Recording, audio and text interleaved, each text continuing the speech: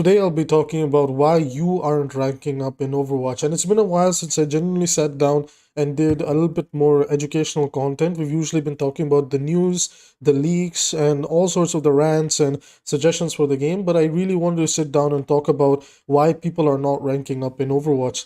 I don't think it is a surprise that there's a lot of mistakes that can be made by a lot of players, but there's some that are now sticking out like genuinely sore thumbs, which makes me really disappointed in the players that are doing this. Specifically today, I'll be targeting the tank players as well as the support players, and two particular areas that I feel like they just do not understand what to do. And for the tank one, I just need this one footage that I'm about to show you guys in the background in order to start talking about it. And for support, wow, do I have a lot of footage. I have a lot of footage. We'll talk about support a little bit later into the video. First of all, I'm going to come after the tank players. Now, tank players, it's really important to understand the following concept. Tank is a role that's all about creating space, maintaining space, denying space, applying pressure, working with your teammates, etc. etc. You know how it goes. Okay, what tank isn't about is AFKing and sitting on the payload and thinking that you are gaining value. Okay, so there might be somebody who's not informed and might say, well, Abby, sitting on the payload and pushing it is value because I'm gaining objective time. I'm taking the objective. Yes, that is one way to look at it, but that is the wrong objective playstyle for you to do. Now, let me explain why.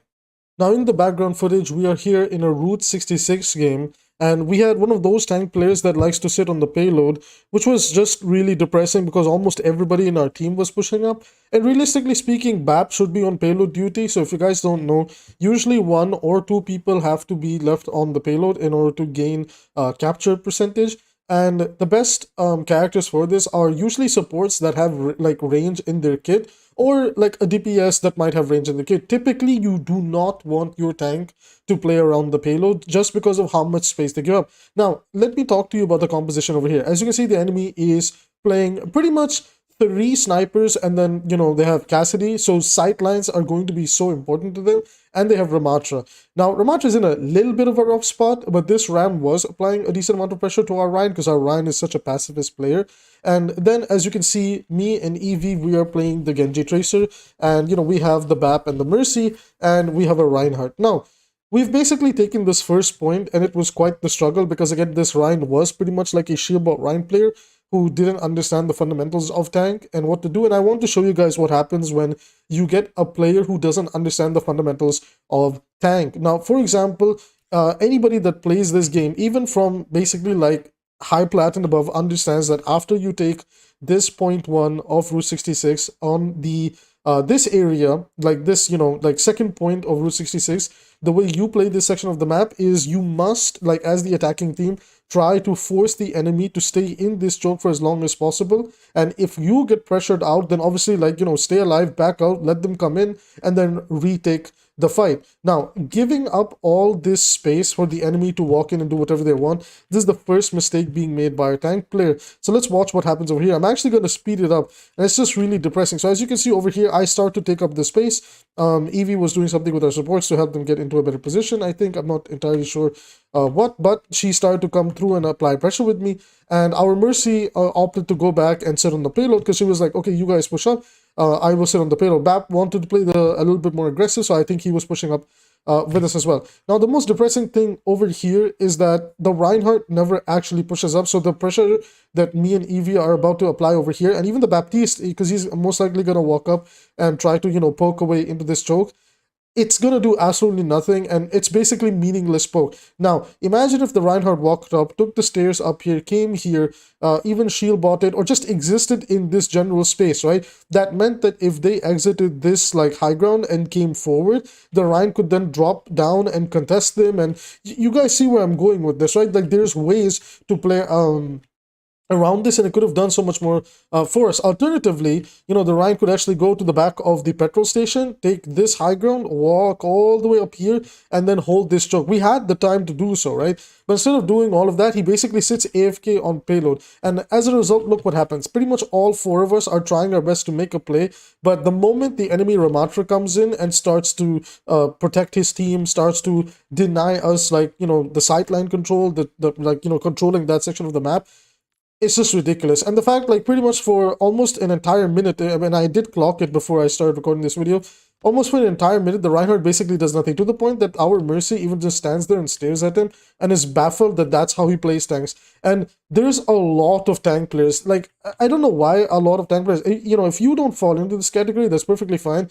But there's a lot of tank players that sit there like entitled brats, thinking that, well, my DPS should kill everything, and you know, I'm just gonna like do the bare minimum. And in my time doing the bare minimum, if my supports don't pocket me, they're throwing the game, which is utterly ridiculous, because as you can clearly see, this guy's not playing the game. So as we start, and in my honest opinion, this guy, like the Reinhardt down here, this guy particularly, the way he's playing right now, this is a big problem for a lot of low ranking or even mid ranking tank players. They don't understand how to control sections of the map, and because they don't understand how to control sections of the map, you have situations like this that begin happening. Now somebody might say, well, you know, you guys could play around the Reinhardt and just sit on payload. Yes, we could do that, but do you know what that means? Our Tracer will get no value, our Genji will get no value, because they're both flankers, and there's a pretty good section of the map for them to start, you know, controlling the map and applying pressure from different angles. And if we stay with the Rhine, again, they have all this poke, and that does not go in mine, and in this case Eevee's favor, because we want to be in their face. We don't necessarily want to be as far away as possible, where Iliari, Cassidy, Echo, Ana can start poking us down. And if we get into close range and none of these are pressured, Ramatra can easily delete us, right? So you'll start to see, you know, this is a little bit fast speed that me and Eevee are going to start struggling here, because we just don't have map control. And while we're really trying to do our best to do something, the Rhine is still basically AFK on the floor shield botting. Now for what it's worth, the Rhine did flame our supports. He was basically crying about heals. He was like, you know, the usual typical entitled tank player. And as you can see, he's basically feeding right now. He's paid no attention to how his team is playing. He's paying no attention to how to play the game.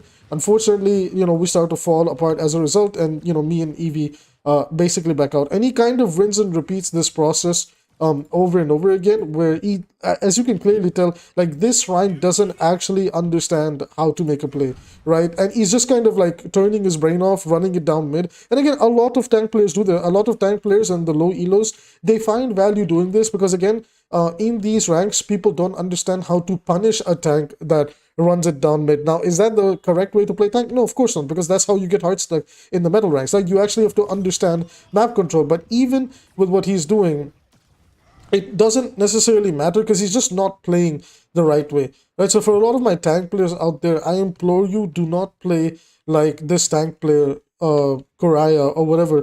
This is a horrible display of how to play tank. And again, he goes Roadhog against all the poke in the world, right? And of course, you can easily take a guess that his Roadhog is also going to be a really poor performance. So if I just like, you know, slide over here, like, he'll just get poked out. He lands no hooks. I think there was a point even where he was like point blank range into the enemy, and he just couldn't land the hook. Now, you know, I swap it over to Cassidy to try and play a little bit more around him, but it didn't work out, and I soon realized, like, why am I playing around him? Like, this tank just doesn't understand how to do anything, which is just really sad, because as you can, like, when you actually come down to this tank play over here, so like, let's go to his POV, he has like no idea what he's doing, right? Like, it's pretty much like, okay, he gets that hook over there, but that, like, he, again, at the end of the day, like, his game plan, like, there's no understanding of how to play the game. It's just, let me turn my brain off and just hope for the best, you know. And Roadhog is kind of that character where it's just like, well, let me hope for the best, right? They still have really good sightline control. He's never taking the high ground, and wow, how do you miss that? You know what I'm saying? Over here, I start to pop off a little bit. Bap comes alive as well, and yeah, it allows him to get away with this playstyle where he can kind of just turn his brain off when everybody else is kind of holding his hand. But imagine if he actually pushed up a little bit and he was holding in this area as Reinhardt. We not only could have pushed the payload this far without problem, but we could have also maintained the choke quite a bit. Now, we actually successfully pushed it up until this point, but I did want to give you guys an idea of that tank player or playstyle where they pretty much AFK, and because of like that poor playstyle, it might cost you a game, you know. Alright, so moving on to the next part that I wanted to talk about. Actually, this is not like a role-specific problem. This is a second problem that I see a lot of the time, and that is people choose to play individually rather than play around their team, and usually that can cause a lot of problems. Now, for context purposes, this is a ranked game, And in this ranked game, the enemy had a really good Tracer player. So obviously, I opted to play Torbjorn on the defense side of things, and one of our supports actually went Brigitte. Now, the problem, you know, hypothetically speaking, what you're looking at, like at least from like one DPS pick and one support pick, this is pretty good to play into the Tracer. And, you know, I kept pinging to the Brig because I didn't want to type anything in chat because I was scared I might get banned. I don't want to get banned.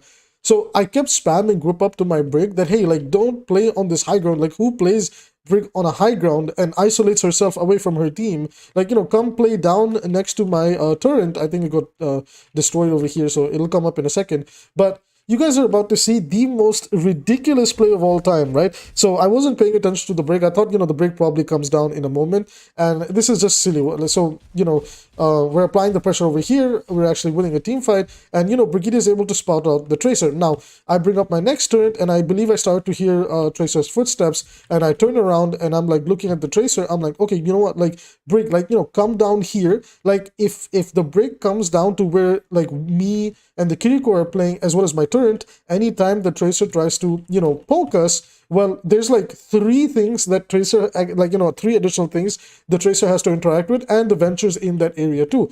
Now, watch what this Brigitte player does, and bear this in mind. This is a high ranking support player, and this is where just, it's ridiculous how you can lose games because of decisions like this. So again, remember, the correct play here is to not give in to your ego and play close to your team. A lot of the times when people are struggling against certain characters, they don't understand that the best way to play is to just play close to your team and make this person's life harder, right? Like, play together, survive better, right? Play isolated, die more. Now, again, he picks Brigitte, but he egos this idea that, well, Brig is the counter for Tracer. See, guys, this is why, like, just because you pick somebody's counter doesn't mean you're always going to get value. Now, watch what happens here, right? Look at this. So the Tracer starts to walk up, and he goes into the Tracer. He does the number one mistake that he could have done. Watch this. Number one mistake. He goes to the Tracer, allowing Tracer to maintain blinks, okay? He uses the blinks anyway, because whatever. Okay, and now he's making a mockery out of this Brig, and look what happens. At the end of the day, he realizes that, shit, I'm going to lose this duel. I need to go back to my team. And as a result, now he's just been completely isolated, and he's a free kill for this Tracer. And it's just really depressing. It's just really depressing because none of us... Now, you could make an argument that our 𝐒𝐿𝐄 could probably turn around and help this Brig. I could turn around, run up to this high ground, waste all this time, and go try to help this Brig where Tracer can just use one or two blinks and, like, get away. Okay? But the thing is that we, like me and this 𝐒𝐿𝐄 player over here, we shouldn't have to compromise our position because the Brigitte played this completely wrong. Secondly, if me and 𝐒𝐿𝐄 turn around and start helping this one Brigitte who should have just been playing around us and my turret to begin with, we're gonna, like, leave Doomfist and Venture, especially Venture, completely vulnerable to getting eliminated. Now, regardless of whatever the case might be, Tracer will come to the fight much faster, like, you know, come back to the fight much faster than the Brigitte. Now see what happens. Now, because they got the pick on our Brig, sorry, the Tracer never actually died, my bad. The Tracer recalls and she stays alive. Now, because Tracer got the most, like, probably the best pick she could have, now they just get to walk in for free, right? Now that we're down one support, our 𝐒𝐿𝐄 is, like, panicking. You can clearly see it with the way she's, like, moving her, like, you know, the arrow. You can see, like, left, right, up, down. Like, she has to watch and take care of so many people all by herself, right? And because we lost the Brig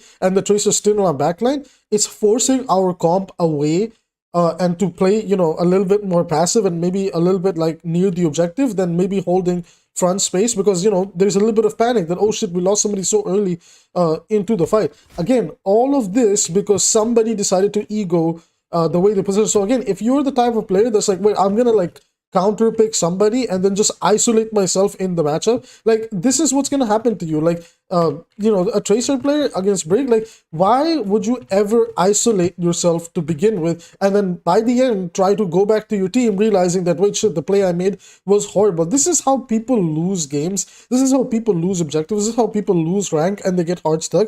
It's because they don't learn from experiences like this. So, and you know what, just watch the rest of the fight, okay? I know there's a lot of top-down view, but basically we lose the fight over here because, again, they're up by, like, they're 5 people and we're 4, right? And progressively, over time, like, they just walk in on us over here and we lose the fight. And at the end of the day, he goes back to Moira anyway, which is just like, what was the point of playing Brick then, right? So it just goes back to playing the easier hero because he actually has to use brain cells on Brigitte to get value out of her, but it is what it is. So this is my advice. I'll let the team fight finish because we basically lose this point anyway. So this is my advice to everyone. Please, for the love of God, stop isolating yourselves away from your team. The more you isolate yourself, the more you're going to allow your team to lose a fight. And this is exactly what happens, right? This is exactly what happened. Like, even a Cassidy isolated against Pharah, the Pharah can still win that duel, right? So you just try to be a bit smarter, like increase your chances like of winning a duel. For example, if my Brigitte, who was over here, like in this spot, if she actually just positioned over here and played next to me, Kiriko, and the Torp turret, anytime the Tracer poked us, the Torp turret auto-locks onto that Tracer and keeps forcing Tracer to play away until somebody deals with the Torp turret. And I could just hide the Torp turret somewhere here, so this whole zone, the Tracer can keep getting zoned out, and we can just poke together down this, choke. So this is tip number 2, is stop isolating yourselves. And just because you're counterpicking, that doesn't mean your guaranteed value. Like, you have to still be smart in the way that you play. All right, so now with this part being done, now we're going to talk about the biggest problem. This can apply to pretty much all the roles, but I see it the most on support. So support players, we really need to sit down and have a talk. All right, so the third and final problem I want to talk about isn't necessarily anything role specific, but I will say that throughout these past few seasons, I notice it on the support role the most. So my dear support players, if you fall into this category, what are you doing? And to those of you that don't fall into this category, thank you for having a brain cell when you play support and you understand how to use the ultimates, right? There is a lot, and I mean a lot of support players that do not understand the value that their ultimates bring, how good their ultimates are, and even where to use their ultimates. Now over here, as you can see in the background, we've just won point 1 of the flashpoint on Sarasa. I just eliminated this Mei. She was the final target, and as you can see on the top left, they're all respawning one by one, and we're getting ready to get to the next flashpoint. And what do you know? We won the team fight, we won the objective, we're all in the process of moving to the next phase. Okay, like there's no threat, there's only like one Doomfist left for us to clean up. Okay, with this one Doomfist who's basically 1 HP, okay, like 1 bar left, and for some strange reason, we decide to use Valkyrie. Why? Why do you guys do this? Valkyrie is a fantastic engagement tool. We've already won, look at this, we already won the first point. We just cleaned up everybody. As you can see, like this person just died, this person died. Doom is basically, I'm gonna finish him off in just a second here. What is the point of this Valkyrie? Right? What's the point of this Valkyrie? Look at this. This is an entire 15-second ultimate that now goes to waste. And this healing could have been done together with the Kiriko over time. This whole ultimate has gone to waste, right? Because let's look, for the next 15 seconds, there's never a point where there's a team fight. Look at this. Entire ultimate gone to waste, and this is from a ranked game. So, like, I genuinely have to ask, like, support players, like, what is the meaning of this, right? Like, what are we trying to do when we use and waste our ultimates like crazy? Now, she isn't the only one that does this. Surprise, surprise, this other support player also just wastes their ultimate without realizing how to properly use it. Now, watch this clip over here. Basically, as you can clearly see, the team, there's a team fight that's going on, and things are being shifted around. The enemy team, which is the blue team, they're now beginning to walk in and take these objectives from us. And unfortunately, I was taken out in the last fight, so I'm on my way back. And we also just lost our Moira. And so we're down 2 people, basically. And then, like, our soldier is getting pressured over here by the Doom, right? And we just lost Cassidy. So, in total, there's, like, 3 people that are down and not a part of the upcoming team fight. So, the logical thing to do for both the soldier and the Kiriko are to get out of this team fight, regroup with us, and then we can all engage with Kitsune Rush, because that's 5 people that get the buff from the Kitsune Rush. Now watch this. So Kiriko's here, trying to help our soldier. Again, the kill feed shows that 2 people are down and your Doomfist is still coming back from spawn. And we Kitsune Rush. We Kitsune Rush against 5 people being alive. I just got here. Okay, so our entire team, look at that. You can see on the top where it says Team 2. Okay, look at that. 3 people are dead, and we use Kitsune Rush. And for what purpose? For what purpose did we just use this Kitsune Rush? Right? And look where this Kitsune Rush even is. Like, what is this? What is this? How is this a mid to high ranking master support player? How do you sit there and think that this is the right decision to make?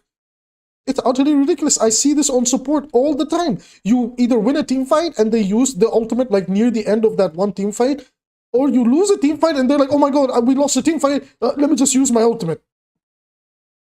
This is utterly ridiculous, support players. I see this a lot on support, more than I see on tank and DPS, and here's what I think, right? The reason you see it less on tank and DPS is because tank and DPS ultimates are not forgiving. Now, what do I mean by that? Like, if you mess up using a tank and DPS ultimate, the game punishes you hard. Like, you never get to win a team fight, you never get to do, you know, what you want to do with it, and it feels horrible. But because supports have so much value and so much parts of their kit, they can even mess up something like this and not feel the repercussions of it, and still win a team fight using their other overpowered abilities. At least that's what I think. But yeah, this is the type of stuff I see happening all the time, where tank players just don't understand why taking space and holding space is more important than just AFKing on the payload. Support players are throwing their ultimates out without actually knowing how to use them. And then you have people that just isolate themselves into losing duels for free and giving up a team fight for free, not realizing that like a situation for them is already set up where they could just play close to their team and make it an advantageous scenario or even an advantageous duel for them. These are just some things that I really wanted to share, that in my opinion, these are the things that hold you back from ranking up. And if you can start improving on them today, I promise you, you will start seeing better success on your gameplay, whether you're playing as a tank, DPS, and support. Because these problems can be seen in every role, but trust me, like the ultimate problem, like using the wrong the ultimate at a wrong time is so prominent on support, and then tank players just not understanding how to actually play tank and sitting there like entitled brats. These are the two things I see the most, and it's ridiculous because both those roles hold so much more weight and power in their ability to change team fights, that having a player that doesn't understand how to do that is just silly. Anyways, everybody, that's going to be it for this video, where I wanted to talk about like what it is that's holding you back. Because again, I see this all the time, even in my rank, even at the high levels of play, you have people making these absolutely stupid mistakes. I almost said a bad word over there. So, you know, and then like, for example, the tank one, I see it in quick play. So when I play quick play, I get to see how the people in the metal ranks and, you know, the casual player is playing. And then the casual player complains that, you know, that their hero is bad or they don't know what to do or things like that. But there is options for you to do things. There is ways to play better. You just have to understand how to start doing that. Anyways, that's it for this video. If you want to support the channel for free, all you have to do is like and subscribe. If you want to support me financially, you can do so using the super chat down below. With that said, I will see you in the next video.